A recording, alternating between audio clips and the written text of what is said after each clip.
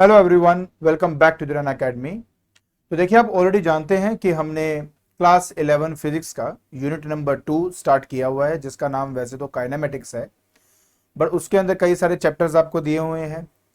तो उसका जो सबसे पहला चैप्टर है that is motion in a straight line, आज हम उसको डिस्कस कर रहे हैं। देखिए, बात यह है कि इसके रिलेटेड ऑलरेडी मैं एक वीडियो डाल चुका हूं आज के लेक्चर के अंदर, जो कि मेरा लेक्चर, देखिए यहाँ पे जो 2.1.1 का मतलब क्या है कि सेकंड यूनिट का पहला चैप्टर है और मेरा सेकंड लेक्चर है आपका, जस्ट आपको समझाने के लिए, ताकि आप आराम से प्लेलिस्ट के अंदर स्टेज को देख सकें। बात सिर्फ यही है कि motion in a straight line का ये सेकंड लेक्चर में है जो अपलोड कर रहा हूं, और जो टॉपिक आज मैं डिस्कस करूंगा वो है पोजीशन के बारे में, पाथ लेंथ के बारे में, डिस्प्लेसमेंट के बारे में, और आगे जाके मैं आपको थोड़ा सा पोजीशन टाइम ग्राफ भी बना के दिखाऊंगा। तो आज बहुत कुछ है इस वीडियो के अंदर, तो एंड तक इसको जरूर देखना। और हाँ, आपका काम क्या है, नोटबुक पहले तो आप उठा लीजिए ताकि आप साथ साथ बेटा नोट डाउन कर सको। जितना आप लिखकर प्रैक्टिस करोगे उतना अच्छे से आपको ये जो टॉपिक्स है वो आ जाएंगे। और इसके साथ साथ आपको सब्सक्राइब बटन दबाना है, लाइक का बटन दबाना है, और ऊपर जितने भी चैनल और जो पेजेस दिए गए हैं इनके लिंक डिस्क्रिप्शन बॉक्स में दिए हैं, तो अगर आप चाहें तो उसको फॉलो कर लीजिए। और बस बिना कोई टाइम वेस्ट किए चलिए शुरू करते हैं।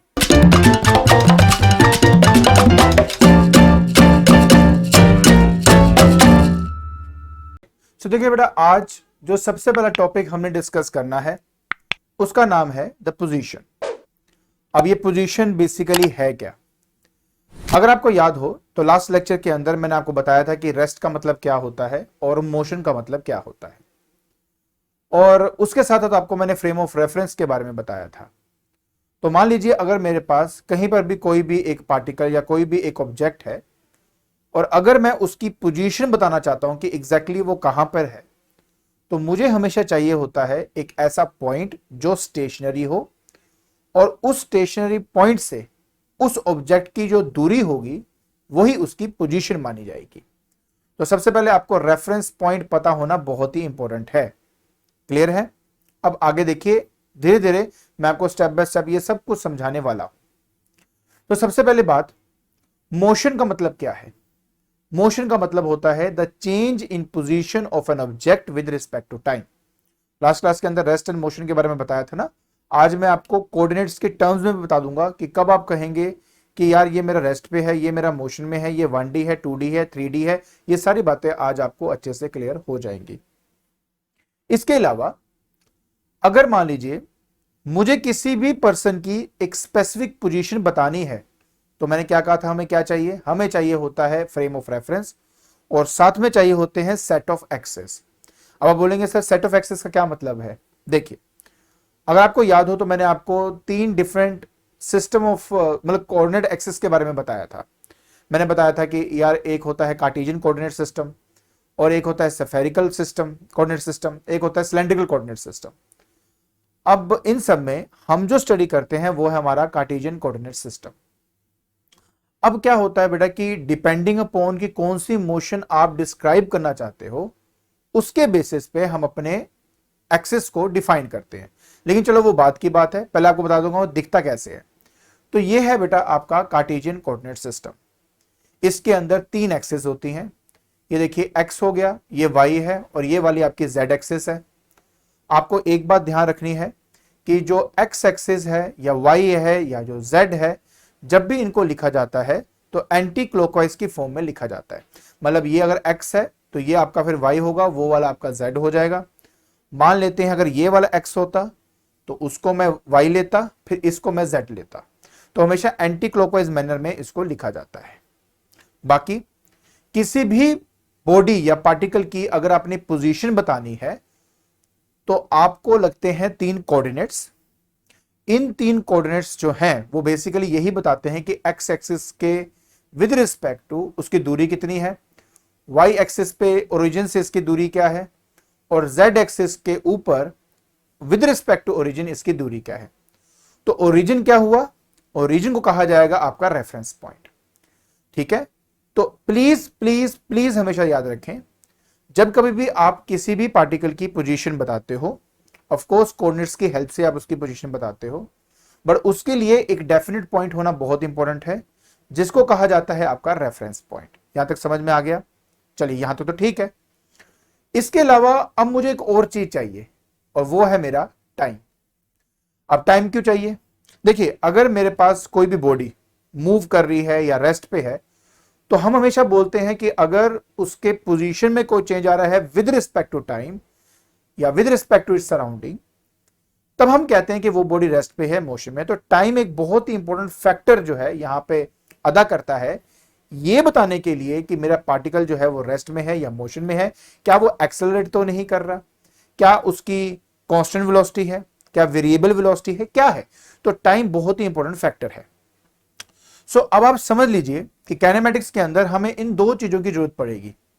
सबसे पहले मुझे चाहिए मेरा कोऑर्डिनेट सिस्टम जिसमें मैं पार्टिकल की पोजीशन बता सकूं, और साथ में चाहिए टाइम, और इन सबको मिलाकर बन जाता है द फ्रेम ऑफ रेफरेंस। तो फ्रेम ऑफ रेफरेंस और कुछ नहीं है, सिर्फ एक ऐसा सिस्टम है जिसके अंदर आपको एक रेफरेंस पॉइंट चाहिए होता है और उसके साथ आपको टाइम चाहिए होता है, और उसी के अंदर हम अपना जो इवेंट है वो टेक प्लेस करते हैं। इवेंट मतलब पार्टिकल मूव कर रहा है one point two another point and so on, वो सारी बातें हम करते हैं। ठीक है, तो इसको कहा जाता है आपका फ्रेम ऑफ रेफरेंस। अब मैं आपको अच्छे से समझा सकता हूं कि रेस्ट और मोशन का क्या मतलब है। देखिए, ये आपका कोऑर्डिनेट सिस्टम था। अब इस कोऑर्डिनेट सिस्टम के अंदर ये जो पॉइंट P है, इसके 3 कोऑर्डिनेट्स हैं, x, y, z।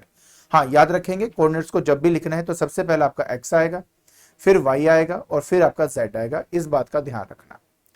अब मेरी बात ध्यान से समझे, अगर टाइम के साथ साथ इन तीनों कोऑर्डिनेट्स में से किसी में भी चेंज आ गया तो इसका मतलब होगा कि वो बॉडी जो है वो मोशन में है। और अगर इन तीनों कोऑर्डिनेट्स में से किसी में भी चेंज नहीं आ रहा विद रिस्पेक्ट टू टाइम, तब मैं कहूंगा कि वो मेरा रेस्ट पे है। तो जब हम मोशन के बारे में बात करते हैं तो कहा जाता है वन और more coordinates of an object change with time, we say that the body is in motion.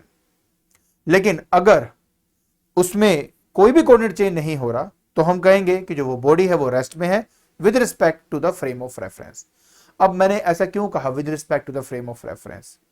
देखिए, कोई भी जो इवेंट टेक प्लेस करता है वो सचमुच में इस बात पे डिपेंड करता है कि फ्रेम ऑफ रेफरेंस एक्चुअली में क्या है। आपको 2 फ्रेम ऑफ रेफरेंस मैंने बताए थे, इनर्शियल एंड नॉन इनर्शियल, और उसके बाद भी एक ही फ्रेम को आप कहां से ऑब्जर्व कर रहे हो ये भी बहुत इंपॉर्टेंट होता है। अब इसका क्या मतलब है बताता हूं स्टेप बाय स्टेप। देखिए, सबसे पहले बात करते हैं हम choice of a set of axis की। देखिए, व्हाई हैव रिटन की choice of a set of axis? देखिए, डिपेंडिंग अपॉन आपका जो मोशन है वो 1D है, 2D है, 3D है, हम उसके हिसाब से अपने एक्सिस को स्टडी करते हैं या एक्सिस को कंसिडर करते हैं। देखिए, इन टोटल हमारे पास 3 ही एक्सिस है और तीनों जो है वो म्यूचुअली परपेंडिकुलर होती हैं, और बेसिकली वो तभी रिप्रेजेंट करते हैं अगर हमें कोई ऐसे ऑब्जेक्ट की पोजीशन बतानी हो जो कि स्पेस में है, क्योंकि स्पेस में कोई भी ऑब्जेक्ट होगा तो उसका एक्स कोऑर्डिनेट भी होगा, वाई भी होगा, जेड भी होगा। तो मेरे कहने का मतलब यह है कि मोशन जो है वो आपका 1D है, 2D है, 3D है, उसके हिसाब से हम अपनी एक्सिस को डिफाइन करते हैं। पहली बात तो ये समझने की कोशिश करें। तो सबसे पहली बात जो मैंने यहां पे लिखा है कि the choice of A set of axis in a frame of reference. Frame of reference कोई भी हो सकता है, मैं आपको वो समझाऊंगा। वो डिपेंड करता है सिचुएशन के ऊपर। जैसे कि फॉर एग्जांपल, अगर मान लीजिए मैं एक मोशन को डिस्क्राइब करना चाहता हूं जो कि 1D के अंदर है। अब 1D का मतलब क्या होता है? जिसमें सिर्फ एक ही कोऑर्डिनेट में चेंज हो, या तो सिर्फ x में चेंज हो रही हो, चाहे तो y में चेंज हो रही हो, या तो z में चेंज हो रही हो। तो उसके लिए बाकी के 2 एक्सिस में क्यों बनाऊंगा जब मुझे पता कि एक ही एक्सिस के अंदर ही चेंज आ रहा है? तो सबसे बेस्ट उसके लिए ये वाला हम अपना एक्सिस कंसिडर करते हैं। अब इसके अंदर ये जो पॉइंट O आप देख रहे हो ये आपका ओरिजिन है और ये मेरा फ्रेम ऑफ रेफरेंस है यहां पे। तो ये क्या है? मेरा ओरिजिन है। ओरिजिन के राइट साइड में अगर आप मूव कर रहे हो तो वो आपका प्लस एक्सिस जो है एक्स एक्सिस को कंसिडर करेंगे, और अगर कोई भी चीज मैं मेजर करूंगा ओरिजिन के लेफ्ट साइड पे तो उसको नेगेटिव कंसिडर करूंगा।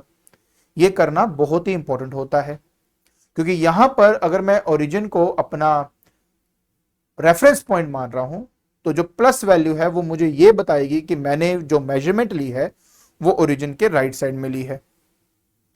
और अगर आपकी कोई मेजरमेंट नेगेटिव में आ जाती है तो इसका मतलब होता है कि आप ओरिजिन के लेफ्ट साइड पे उसकी पोजीशन को कंसीडर कर रहे हो, अगर पोजीशन की बात हो रही है। डिस्प्लेसमेंट में नेगेटिव पॉजिटिव का मतलब अलग होता है, वेलोसिटी में नेगेटिव पॉजिटिव, एक्सेलरेशन में नेगेटिव पॉजिटिव, सबका मतलब अलग अलग है। तो इसलिए आपको मैं ढंग से आराम आराम से स्टेप बाय स्टेप समझाऊंगा, ठीक है। चलिए पहले तो हम बात करते हैं 1D की। यही अगर मैं 2D की बात करूं तो ऑब्वियस है मुझे अब दो कोऑर्डिनेट्स में वेरिएशन लेके आनी है। तो सबसे बेस्ट है दो एक्सिस कंसीडर करो, एक्स एंड वाई एक्सिस। और आपको पता है किसी पॉइंट की पोजीशन बताने के लिए सबसे पहले एक्स कोऑर्डिनेट लिखा जाता है, फिर वाई कोऑर्डिनेट लिखा जाता है, और तब जाके उसकी पोजीशन आप बता सकते हो। लेकिन वही बात करते हैं 3D की, तो आप भी जानते हैं बेटा 3D के अंदर हमें तीनों एक्सिस की रिक्वायरमेंट होती है, x axis, y axis and z axis. उसी के हिसाब से आप किसी पार्टिकल की पोजीशन को आसानी से बता सकते हो। तो तभी मैंने कहा कि सिचुएशन के हिसाब से एक्चुअली में डिपेंड करता है कि आपको कौन से सेट ऑफ एक्सिस जो है वो स्टडी करने होते हैं। इसके अलावा नेक्स्ट आता है कि किसी भी इवेंट की जो डिस्क्रिप्शन है कि इवेंट में क्या हो रहा है, वो एक्चुअली इस बात पे डिपेंड करता है कि वो जो फ्रेम ऑफ रेफरेंस है वो हमने क्या चूज किया है उस डिस्क्रिप्शन के लिए।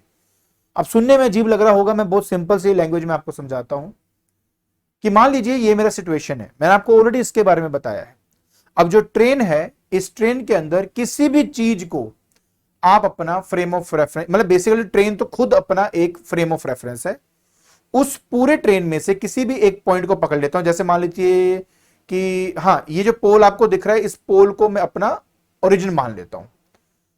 तो अगर कोई पर्सन इस ट्रेन के अंदर बैठा है तो उसकी ऑब्जर्वेशन अलग होगी, उसके हिसाब से आप इनके पोजीशंस को जब देखोगे तो आप कहेंगे यार ये तो बॉडीज मूव कर ही नहीं रही है, तो आपके अकॉर्डिंगली ये तो रेस्ट पे है। लेकिन अगर मैं बाहर से इस चीज को ऑब्जर्व करूंगा, अगर बाहर से ऑब्जर्व करूंगा तो आप तो कहेंगे कि ये जिस पोल को मैंने अपना ओरिजिन मानता वो ओरिजिन ही मूव कर रहा है, तो मतलब ये जो पर्संस हैं ये भी आपके मूव कर रहे हैं। तो डिपेंड करता है कि आप कहां से उस चीज को ऑब्जर्व कर रहे हो। तो किसी भी इवेंट की डिस्क्रिप्शन, ठीक है, ऑफ कोर्स डिपेंड करती है फ्रेम ऑफ रेफरेंस के जो आपने चूज किया है उस पर्टिकुलर इवेंट के लिए या उस पर्टिकुलर डिस्क्रिप्शन के लिए। तो ये बात समझे, बहुत इंपॉर्टेंट है कि कहां से आप ऑब्जर्व कर रहे हो, ये सब चीजें मैटर करती हैं, ठीक है। आगे चलते हैं। फिर अब हमें ये जो पूरा चैप्टर है मोशन इन वन डायमेंशन, क्या मतलब है इसका? इसका मतलब ये है कि जो बॉडी है वो आपकी मूव कर रही है एक स्ट्रेट लाइन के अंदर। Why straight line? क्योंकि वन डायमेंशन का मतलब होता है जब एक ही कोऑर्डिनेट में चेंज आए विद रिस्पेक्ट टू टाइम। तो हमने क्या करना है, हमने अपना एक जो एक्सिस है इसको हम बस स्टडी करेंगे, एक ही एक्सिस को स्टडी करेंगे। और इसमें अगर आप देखें तो यहां पे जो ओ पॉइंट है इसको मैंने अपना ओरिजिन माना है, इसकी पोजीशन लूंगा 0। तो अब पोजीशन 0 का, अच्छा पोजीशन को रिप्रेजेंट कैसे करते हैं यार, ये भी तो पता होना चाहिए ना। तो ये आपको बता देता हूं। देखिए ये जो आप यहां पे ओ देख रहे हो, ओ की पोजीशन बताने के लिए मैं कहूंगा x इक्वल टू 0। तो x इक्वल टू 0 का मतलब होगा कि यार जो पर्सन है वो बेसिकली वो ओरिजिन पे ही है, अभी कहीं नहीं गया। और अगर P पॉइंट के पोजीशन को मुझे बताना है तो I will write x equal to plus 240 metres. Why metres क्योंकि आप देख सकते हो यहां पे मीटर दिया हुआ है। और अगर P पॉइंट की पोजीशन को मुझे बताना है तो मैं x इक्वल टू 360 प्लस के फॉर्म में लिखूंगा। तो मतलब ओरिजिन के राइट साइड पे मैं जा रहा हूं और 360 मीटर की पोजीशन पर वो पॉइंट P है आपका। उसी तरह अगर मुझे R को रिप्रेजेंट करना है तो मैं लिखूंगा x equal to minus 120 metres, जो एक्चुअली में ये बताता है कि ओरिजिन से आप लेफ्ट साइड जाएंगे 120 मीटर और वहां पर आपको आपका R मिल जाएगा। और माइनस यहां ये रिप्रेजेंट कर रहा है कि आप ओरिजिन से लेफ्ट साइड पे जा रहे हो। तो बहुत सिंपल सिंपल बातें हैं, आई होप आपको ये समझ में आ गया होगा। आगे चलते हैं, अब तो बहुत कुछ है करने के लिए, स्टेप बाय स्टेप बहुत कुछ करने वाला हूं मैं। तो अब ये पाथ लेंथ क्या होता है, जिसको हम बेसिकली डिस्टेंस ही कहते हैं, तो उसका एक बहुत सिंपल सा एग्जांपल देता हूं बेटा। अब आपके पास देख लीजिए ये पूरी एक एक्स एक्सिस बनी हुई है और इनिशियली मेरी जो गाड़ी है वो पॉइंट O पे है। अब now you have to understand, मैं ये जो बम्पर है ना, इसका ये वाला पार्ट जो है यहीं से सारी ऑब्जर्वेशंस लूंगा। तो ये कहां पे है, अभी इस टाइम मेरा ओरिजिन पे है। तो यहां लिख दिया मैंने x equal to 0 at t equal to 0। Why t equal to 0? क्योंकि टाइम मेरे लिए बहुत इंपॉर्टेंट है यहां पे। जब हम t इक्वल टू 0 कहते हैं तो उसका मतलब है कि अब मैंने अपनी ऑब्जर्वेशन स्टार्ट करी है। तो ऑब्जर्वेशन जब आप स्टार्ट करते हो तो उस टाइम का इनिशियल टाइम 0 लेके ही कंसिडर करना होता है। तो क्योंकि ये इनिशियली ही मेरा जीरो पोजीशन पे पड़ा है तो लिख दिया मैंने x equal to zero at t equal to zero. After some time t obvious है गाड़ी जो है वो आपकी मूव करेगी और मान लेते हैं वो मूव करके कहां चली जाती है, p पॉइंट पे पहुंच जाती है। अब p पॉइंट की पोजीशन बताऊंगा तो मैं क्या लिखूंगा, x equal to 360 metre after of course t seconds. ठीक है, तो इस तरह से पोजीशन आपने बता दी है। अगर कोई आपसे पूछे कि गाड़ी ने एक्चुअली में कितना पाथ कवर किया जीरो से लेके p तक, तो आप तो 2 मिनट में आंसर दे दोगे सर ये तो प्लस 360 मीटर्स है। और बिल्कुल गलत नहीं हो आप, बिल्कुल ठीक कह रहे हो।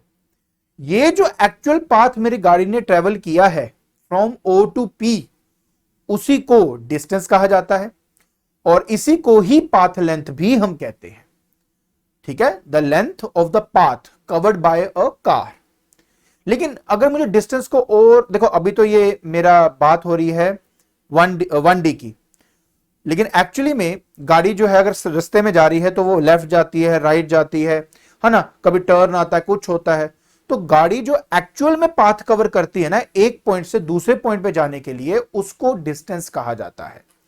अब क्या मतलब है इसका, मतलब ये है कि जैसे कि मान लीजिए कि मेरे पास ये ए पॉइंट है और मेरे पास ये एक बी पॉइंट है। अब ए से बी तक मुझे जाना है तो कई सारे रास्ते हैं। तो अब ए से बी जाने में अगर गाड़ी ये वाली पाथ अगर मेजर कर रही है, मतलब सॉरी इस पाथ पे चल रही है, तो मैं इस पाथ की लेंथ को मेजर कर लूंगा और वही इसका क्या हो जाएगा, डिस्टेंस हो जाएगा। So distance is nothing but the actual path covered by a body, और इसी को पाथ लेंथ भी कहते हैं। ठीक है, बाकी यहां देखिए कहता है the distance is called the path length traversed by the car. और बाकी डेफिनेशन अगर आप चाहते हो तो ये डेफिनेशन लिखी है। So distance is the actual path covered by the body. Clear, simple है यार, कोई डिफरेंस मतलब मुश्किल तो नहीं होगा यार, इजी है ना। चलिए आगे चलते हैं। फिर मेरी बात आती है बेटा डिस्प्लेसमेंट को लेके कि एक्चुअली में डिस्प्लेसमेंट है क्या। देखिए पहली बात, जब हम डिस्प्लेसमेंट के बारे में बात करते हैं, सो डिस्प्लेसमेंट होता है the shortest path covered by a body. अब इसका क्या मतलब हो गया जी, देखिए मान लीजिए कि मेरे पास ये एक पॉइंट है ए है और ये मेरा हो गया पॉइंट बी। वैसे तो ये है एक्चुअली में सड़क जो जिस पे गाड़ी चलकर मेरा ए पॉइंट से बी पॉइंट पे पहुंचा, लेकिन मैंने लिया हेलीकॉप्टर और मैंने कहा कि मुझे ए पॉइंट से सीधा बी पॉइंट पे लेके जा। तो सबसे शॉर्टेस्ट पाथ जो होगा वो होगा the straight line joining between A and B. तो ये जो व्हाइट लाइन आप देख रहे हो, ऑफ कोर्स ये आपका है distance, this one is the distance. और बेटा ये जो आप यहां पे ब्लू रंग की लाइन आप देख रहे हो, इसको बोला जाता है डिस्प्लेसमेंट। सो डिस्टेंस और डिस्प्लेसमेंट में बहुत अंतर है। ये वैसे दोनों वैल्यू सेम भी हो सकती है, लेकिन डिस्प्लेसमेंट की जो वैल्यू है वो डिस्टेंस से हमेशा कम होगी या तो बराबर होगी, ज्यादा कभी नहीं हो सकती। अब क्यों नहीं होगी उसके बारे में हम आगे जाकर डिस्कशन करेंगे, बट अभी के लिए ये समझो कि डिस्टेंस क्या है, the actual path covered by body, और डिस्प्लेसमेंट मतलब क्या होता है, इनिशियल एंड फाइनल जो पोजीशन है उनके बीच का जो लेंथ वो कवर कर रहा है, the shortest path covered by body. अब मन में आता है कि सर एक बात बताओ कि ये जो डिस्प्लेसमेंट है इस कॉन्सेप्ट को इंट्रोड्यूस ही क्यों किया गया। तो देखिए क्या है कि मेरी जो बॉडी है ना, हर एक पॉइंट पर उसकी पोजीशन चेंज होती रहती है। तो after some time t, suppose एक बॉडी की पोजीशन में अगर कोई चेंज आ रहा है तो वो कितना चेंज आया है उसको डिटरमिन करने के लिए डिस्प्लेसमेंट जो टर्म था वो इंट्रोड्यूस किया। मतलब the quantity, this quantity is actually used to determine the change in the position of the object. Simple. आगे देखिए, अब मुझे आपको अच्छे से समझाना है बेटा कि एक्चुअली में डिस्प्लेसमेंट को अगर कैलकुलेट करना हो तो हम कैसे उसको कैलकुलेट कर सकते हैं। मैं बहुत सिंपल से एग्जांपल से आपको समझाऊंगा एंड आई होप आपको एंड तक समझ में आ जाएगा। सबसे पहले मान लेते हैं कि मेरे पास ये एक ओरिजिन है, so this one is origin, और ये है ए पॉइंट और ये है आपका बी पॉइंट। इस ए पॉइंट की जो दूरी है मेरी ओरिजिन से x1 है, या xi कर देता हूं अभी के लिए इनिशियल, और उसके बाद ये बी पॉइंट की जो दूरी है वो xf है। सो टाइम जब था इनिशियल तब मेरा पार्टिकल ए पॉइंट पे था, और जब टाइम था मेरा फाइनल मतलब आफ्टर सम टाइम जब मैं देख रहा हूं तो वो मेरा बॉडी जो है वो एक्चुअली ए से बी की तरफ आपका मूव हुआ है। तो पहले कहां था, ए पॉइंट पे, फिर कहां आ गया, वो बी पॉइंट पे।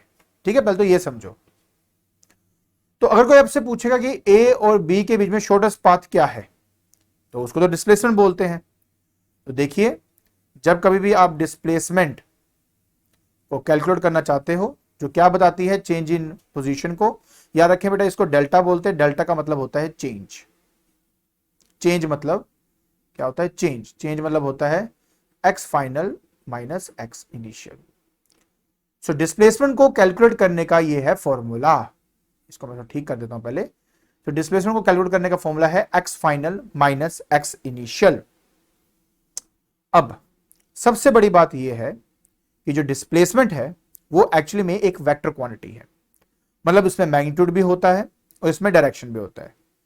और जहां तक बात रहेगी डिस्टेंस की, वो सिर्फ स्केलर क्वांटिटी है, उसमें सिर्फ मैग्नीट्यूड होगा, उसमें डायरेक्शन बिल्कुल भी नहीं होती। और क्योंकि वो स्केलर क्वांटिटी है तो वो कभी भी नेगेटिव नहीं हो सकता। पर जो डिस्प्लेसमेंट है वो आपका पॉजिटिव भी हो सकता है, नेगेटिव भी हो सकता है, जीरो भी हो सकता है। अब सवाल है कि सर ये कैसे हो सकता है। तो देखिए, मैं आपको बहुत सिंपल सा एग्जांपल दूंगा, आपको आइडिया लग जाएगा, कोई बड़ी बात नहीं है। मान लेते हैं कि ये बेटा मेरा ओरिजिन हो गया। इनिशियली ये ए पॉइंट है बेटा, ये आपका बी पॉइंट है। तो ये ए टू बी गया और ये हो गया एक्स इनिशियल, ये हो गया एक्स फाइनल। अब एक्स इनिशियल एक्स फाइनल समझ गए ना कि इसकी लेंथ ओरिजिन से कितनी है। ठीक है, यहां से यहां ए का एक्स आई है और यहां से यहां तक एक्स एफ है। तो अगर एक्स एफ एक्स आई से ज्यादा है, एक्स एफ एक्स आई से ज्यादा है, तो उस कंडीशन में जो डिस्प्लेसमेंट होता है वो आ जाता है बेटा आपका पॉजिटिव। ठीक है जी। दूसरा सिचुएशन, अच्छा हाँ, पॉजिटिव का मतलब क्या हुआ कि जो बॉडी है that is moving away from origin. ठीक है, ये इसका मतलब होता है। ये आपका फिर से ओरिजिन आ गया। अब मान लेते हैं कि बॉडी ए इनिशियली यहां पे था और यहां पे आ गया फाइनली। तो अब ये ए से बी की तरफ गया। तो ये है आपका एक्स फाइनल और ये है आपका that is x initial, right.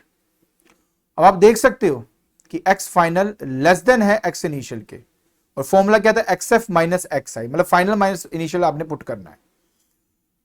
हमेशा ही फाइनल माइनस इनिशियल करोगे, बात खत्म है, फाइनल माइनस इनिशियल। लेकिन अगर फाइनल की वैल्यू इनिशियल से कम है तो उसका मतलब होता है कि जो डिस्प्लेसमेंट है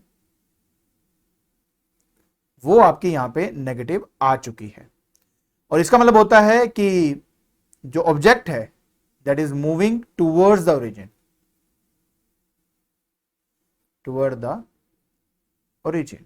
तो मुश्किल कुछ नहीं है, बातों को समझना है तो ऑटोमेटिकली आपको ये सारी पार्ट जो है वो अच्छी तरह समझ में आ जाएगी। सो टूवर्ड्स द ओरिजिन तभी होगा अगर डिस्प्लेसमेंट नेगेटिव है, अवे फ्रॉम द ओरिजिन होना है तो डिस्प्लेसमेंट का पॉजिटिव होना इंपॉर्टेंट है। क्लियर। तो ये तो हो गए दो। अब मन में आ रहा होगा सर जीरो भी तो बताइए दो, खत्म कर देते हैं। ये मेरा ए पॉइंट है और ये मेरा बी पॉइंट है। तो मान लेते हैं कि एक जो कार है वो पहले ए से बी की तरफ पहुंचता है, उसके बाद घूमकर दोबारा वो ए पॉइंट पे पहुंच जाता है। तो इसका मतलब है कि स्टार्टिंग पॉइंट आपका ए ही था और ये मान लेते हैं आपका ओरिजिन है, दिस वन इज ओरिजिन। तो ये हो गया एक्स इनिशियल जहां से शुरू हुआ और फाइनल ये आ गया एक्स फाइनल, दोबारा तो इसी पॉइंट पे आया ना। तो जब आपका एक्स इनिशियल और एक्स फाइनल दोनों एक दूसरे के बराबर होता है तब डिस्प्लेसमेंट की वैल्यू आपकी जीरो हो जाती है। लेकिन क्या डिस्टेंस भी जीरो होगा? बिल्कुल भी नहीं, क्योंकि जब वो ए से बी गया इसने कुछ लेंथ कवर किया, फिर बी से ए आया तब कुछ लेंथ कवर किया, इन दोनों का जो सम होगा उसको डिस्टेंस कहा जाएगा। सो डिस्टेंस और डिस्प्लेसमेंट को समझें। जब डिस्प्लेसमेंट की बात करेंगे तब हमने सिर्फ यह देखना है कि मेरी फाइनल पोजीशन क्या है, मेरी इनिशियल पोजीशन क्या है, उनको सब्ट्रैक्ट कर दीजिए and that will give you the displacement. It can be positive, it can be negative, it can be zero. But जो डिस्टेंस है यार वो तो आपका नेगेटिव नहीं होगा। ठीक है, अब कहेंगे सर आपका डिस्टेंस 0 हो सकता है, मैं एक बार मेरी बात हुई थी किसी से, कहता है हो सकता है, मैं कहा हाँ जी कैसे हो सकता है, कहता कि पर्सन अगर मान लो एक पॉइंट पे खड़ा है और वहीं पे ही खड़ा है तो बात खत्म हो जाती है। तो बात सही है, अगर एक पर्सन कहीं पे गाड़ी लेकर खड़ गया और आफ्टर सम टाइम में ऑब्जर्व करो वो वहीं का वहीं है, तो मतलब वो रेस्ट पे है, तो डिस्टेंस कैसे हो सकता है, डिस्टेंस तो ऑटोमेटिकली 0 हो गया। तो मैं तभी नॉर्मली कहता हूं कि डिस्टेंस जो है वो आपकी जो वैल्यू होती है मेनली पॉजिटिव होती है आपकी। डिस्टेंस में 0 भी हो सकता है, नेगेटिव भी हो सकता है, पॉजिटिव भी हो सकता है। आई होप ये बात समझ में आ गई होगी। सो फाइनली अब मन में एक ही बात आती है सर, जो मैंने आपको बताया था कि डिस्टेंस और डिस्प्लेसमेंट में बहुत प्यारा रिलेशन भी है। देखिए बात समझने की कोशिश करें प्लीज। अगर मान लीजिए ये आपका ओरिजिन है और इनिशियली मेरा जो बॉडी है वो ए पॉइंट पे है और ए पॉइंट से मान लेते हैं वो बी पॉइंट की तरफ बिल्कुल स्ट्रेट पाथ पे मूव करता है। किस पाथ पे? स्ट्रेट पाथ पे मूव करता है, पाथ में मूव करता है इन वन डायरेक्शन। सो बेटा अगर मैं अब आपसे बोलूं कि बताइए ए और बी के बीच का डिस्टेंस कितना है, तो आप बोलेंगे सर यही वाला जो इसने एक्चुअल पाथ कवर किया है। मैं बोलूंगा डिस्प्लेसमेंट कितना है, आप बोलेंगे सर यही है। तो कहने का मतलब यह है कि जब एक बॉडी स्ट्रेट पाथ में मूव करती है एक ही डायरेक्शन के अंदर, तो डिस्टेंस और डिस्प्लेसमेंट दोनों सेम हो जाते हैं अगर स्ट्रेट पाथ है। क्योंकि अगर स्ट्रेट पाथ नहीं है, देखो अगर स्ट्रेट पाथ नहीं है तो आप जानते हो बेटा कि ये जो जिगजैग वाला मैंने पाथ बनाया है ऑब्वियस है ये ज्यादा है और स्ट्रेट लाइन का पाथ कम होगा, तो इस कंडीशन में डिस्टेंस जो है वो ज्यादा होगा एज कंपेयर टू डिस्प्लेसमेंट। और अगर स्ट्रेट पाथ में मूव कर रहा है तो डिस्टेंस बराबर होता है डिस्प्लेसमेंट के। तभी तो हम कहते हैं कि हमारा जो डिस्टेंस है या तो बड़ा होगा या बराबर होगा मेरे डिस्प्लेसमेंट के। तो सिंपल और स्मॉल से लॉजिक्स हैं, बाकी मैं आपको थोड़ा बहुत करके भी दिखाऊंगा कि कैसे करना है, क्या करना है। बट आई होप अच्छी तरह बेटा ये समझ में आ गया होगा कि डिस्टेंस क्या है, डिस्प्लेसमेंट क्या है, कौन बड़ा होता है और कब नहीं होता, वो सारी बातें आई होप आपको अच्छी तरह समझ में आ गई होंगी। चलिए अब मैं आपको लेके चलता हूं अब सिंपल सिंपल बातों की तरफ। देखिए जो डिस्प्लेसमेंट है वो मैग्नीट्यूड और डायरेक्शन दोनों होते हैं end of course it is a vector quantity. और इसके अलावा मैंने आपको कहा कि क्योंकि बॉडी एक स्ट्रेट पाथ पे मूव कर रही है, एक बार आप चाहें तो इसको अच्छे से नोट करना चाहे कर सकते हो। मैंने इसके अंदर देखो मैंने जितनी पॉइंट्स यहां लिखे हैं सब करेक्ट पॉइंट्स हैं, इससे कम लिखने की कोई जरूरत नहीं है और इससे ज्यादा चाहिए भी नहीं है। तो देखिए हमारी जो बॉडी है क्योंकि स्ट्रेट पाथ पे उसने मूव करना है तो उसके दो ही डायरेक्शन हो सकते हैं, या तो वो लेफ्ट राइट जा सकता है या तो ऊपर नीचे जा सकता है। ठीक है, तो अगर मान लीजिए कि वो ऊपर और नीचे जा रहा है, तो अगर ओरिजिन से ऊपर जा रहा है तो मतलब पॉजिटिव वाई एक्सिस मानूंगा, तो उस केस में उसको पॉजिटिव लूंगा। और अगर ओरिजिन से नीचे की तरफ आ रहा है तब उसको मैं नेगेटिव लूंगा, क्योंकि मैं उसको नेगेटिव वाई एक्सिस स्टडी करूंगा। और अगर मान लीजिए ओरिजिन से वो राइट साइड जा रहा है तो मैं पॉजिटिव कंसीडर करूंगा, और ओरिजिन से अगर लेफ्ट साइड आ रहा है तो मैं उसको नेगेटिव कंसीडर करूंगा। तो यही बात आपको मेरे को आपको समझाना था कि अगर कोई बॉडी लेफ्ट जाती है तो आपकी नेगेटिव आती है, अगर वो राइट जा रही है तो बेटा आपकी वो पॉजिटिव आती है। आई होप क्लियर है। अब हमने बेटा देखो सिंपल से एग्जांपल से स्टडी करना है कि डिस्टेंस और डिस्प्लेसमेंट क्या है, ऑलरेडी बता चुका हूं। देखिए बेटा मेरे पास यहां पर अगर आपसे बोला जाए कि इनिशियली मान लो मेरा ओ पॉइंट पे था, फाइनली मान लो मेरे ये पी पॉइंट पे पहुंच जाता है, और अगर आपसे बोलूं कि इसका डिस्प्लेसमेंट क्या है, आप कहेंगे sir OP is the displacement और इसकी वैल्यू हो जाएगी 360। परफेक्ट, बढ़िया। लेकिन मान लीजिए कि गाड़ी इनिशियली मेरा पी पॉइंट पे है और वो पी पॉइंट से मान लो वो क्यू पॉइंट की तरफ आता है, तब अब इसका इनिशियल पॉइंट क्या हो जाएगा, इनिशियल वैल्यू क्या हो जाएगी 360 और फाइनल वैल्यू क्या हो जाएगी 240। तो 240 में से मैं 360 को माइनस करूंगा और आंसर मेरा 120 -120 आ जाएगा। बाकी ये मैंने सॉल्व कर दिया आपके लिए। अब ये जो -120 है वो ये बताता है कि it is moving in the opposite direction, right. So basically negative sign indicate करता है डिस्प्लेसमेंट की डायरेक्शन को।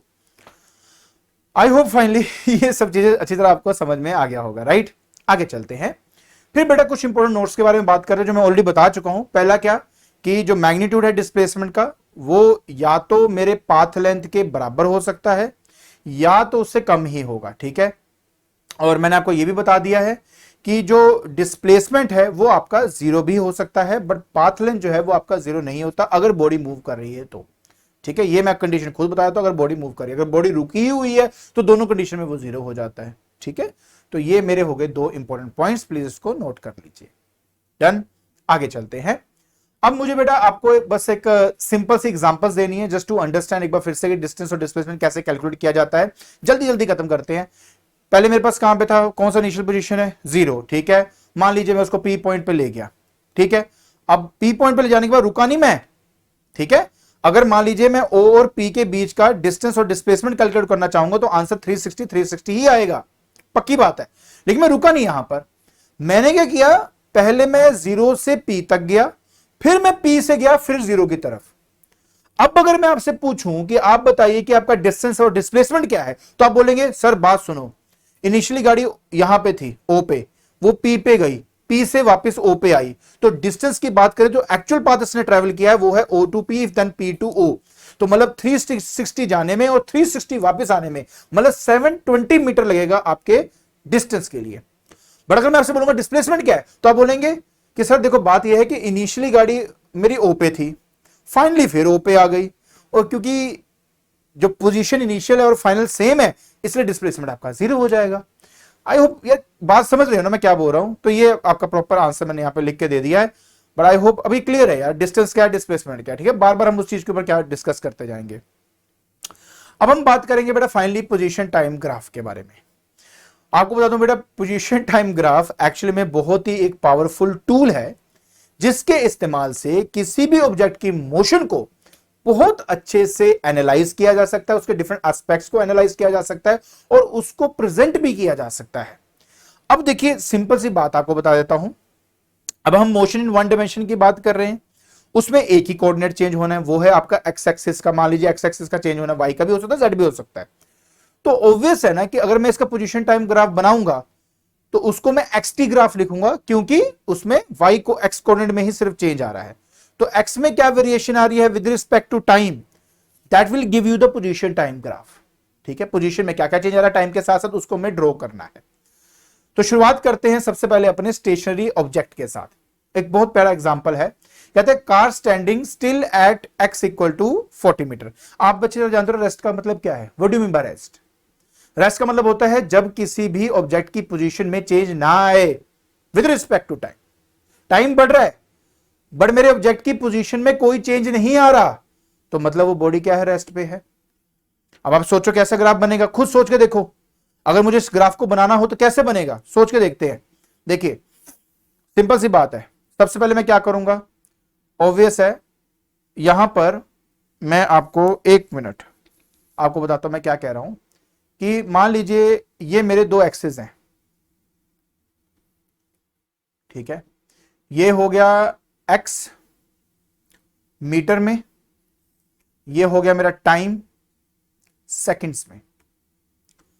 तो एक हो गया एक्स एक्सिस का ग्राफ, मतलब एक हो गया पोजीशन का ग्राफ, दिस इज नहीं पोजीशन की एक्सिस, ये पोजीशन की वैल्यूज बताएगा, ये टाइम की वैल्यू बताएगा। तो यहां पे आ गया 10 20 30 40, यहीं पे रुक जाता हूं।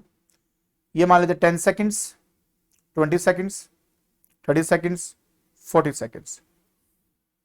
अब एक सिंपल सी बात बताओ, रेस्ट का मतलब क्या बताया था मैंने आपको कि जो बॉडी है उसकी पोजीशन चेंज नहीं हो रही टाइम के साथ साथ। तो जब मेरे पास टाइम t इक्वल टू 0 था तो वो कहां पे था, वो है x इक्वल टू 40 पे। तो मतलब ये रहा, टाइम मेरा 10 सेकंड बाद भी देख रहा हूं तो अभी भी x इक्वल टू 40 पे है, ठीक है। जब 20 सेकंड हो गए तब देख रहा हूं पोजीशन तभी भी 40 पे ही है यार, 30 पे है तभी 40 पे ही है, 40 है तभी 40 पे, सोन चलता रहेगा। तो अगर इन लाइंस को जोड़ दूं तो क्या दिख रहा है बेटा, एक straight line parallel to time axis, and that's your answer. कितना सिंपल है। बाकी परफेक्टली इस ग्राफ को देखना है तो आपके लिए मैंने ग्राफ बनाया हुआ है, अगर आप चाहें तो उसको देख सकते हैं। और इस ग्राफ के अंदर आपको अच्छे से क्लियर हो रहा होगा कि मैंने एक जो बोला है वो क्यों बोला था, क्योंकि टाइम आपका बढ़ रहा है बट हर टाइप के अंदर जो कॉरस्पॉन्डिंग एक्स की वैल्यू वो सेम है, सेम है, सेम है, सेम है। इस वजह से आपका जो ग्राफ है position time graph for stationary object वो ऐसा दिखाई देता है। क्लियर हो गया, पक्का। चलो आगे चलते हैं। अब बात करते हैं बेटा यूनिफॉर्म मोशन की। यार ये ना कॉन्सेप्ट आपने कब से पढ़ा हुआ है, मैं थोड़ा सा जल्दी से करवाता हूं उसको। यूनिफॉर्म मोशन का मतलब क्या होता है, जब बॉडी इक्वल पोजीशन या इक्वल डिस्टेंस कवर करती हो इक्वल टाइम इंटरवल के अंदर, तो उसको बोलते हैं यूनिफॉर्म मोशन। अब सर इसका मतलब क्या है, देखिए मतलब बहुत सिंपल है कि मान लीजिए कि मेरे पास ये है ओरिजिन और यहां पे इनिशियली जो बॉडी थी वो ओरिजिन पे ही थी, x equal to 0 at time t equal to 0, A B C, और ये टाइम गैप रख लेता हूं 10 सेकंड का, यहां पे 20 सेकंड रख लेता हूं, और यहां पे आपका हो गया 30 सेकंड। अच्छा आपको बताऊं मैं, ए से बी के बीच के टाइम को टाइम इंटरवल बोलते हैं। 10 से 20 सेकंड के बीच में सब्ट्रैक्ट करके वो फाइंड किया जाता है। मैं 20 माइनस 10 कर दूंगा, that is the time interval between A and B. उस तरह 30 minus 20 is the time interval between B and C. अच्छा तो मैं क्या कह रहा था, एक बॉडी है वो मूव करना शुरू करती है, तो पहला जो 10 मीटर है वो 10 सेकंड में कवर करती है, अगला 10 मीटर वो फिर से अगले 10 सेकंड में कवर करती है, उसका नेक्स्ट जो 10 मीटर है वो फिर से अगले 10 सेकंड में कवर करती है। तो इसका मतलब है कि ये जो मोशन आप देख रहे हो ये है एक यूनिफॉर्म मोशन। लेकिन लेकिन लेकिन टाइम इंटरवल सेम है, और जो पोजीशन में वेरिएशन है, जो चेंज इन पोजीशन है वो भी सेम है। लेकिन अगर आप प्रॉपर्ली बॉडी को ऑब्जर्व करो तो क्या दिख रहा है कि ओरिजिन से चला तो 10 सेकंड जब हुए तब उसने 10 मीटर कवर कर लिया, जब 20 सेकंड कवर हुआ, जब 20 सेकंड हुआ तब 20 मीटर कवर कर चुका है, जब 30 सेकंड हुआ तब 30 मीटर उसने कवर कर लिया।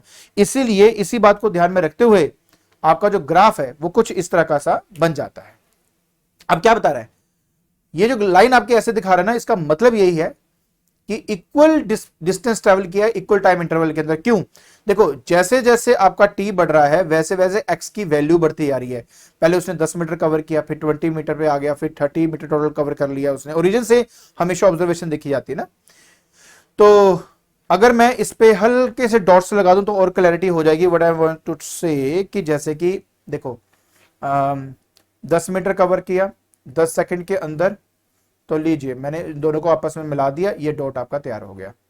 फिर अगला जो 10 और उसने जो मीटर कवर किया अगले 10 सेकंड्स के अंदर, मतलब टोटल 20 हो गया ना।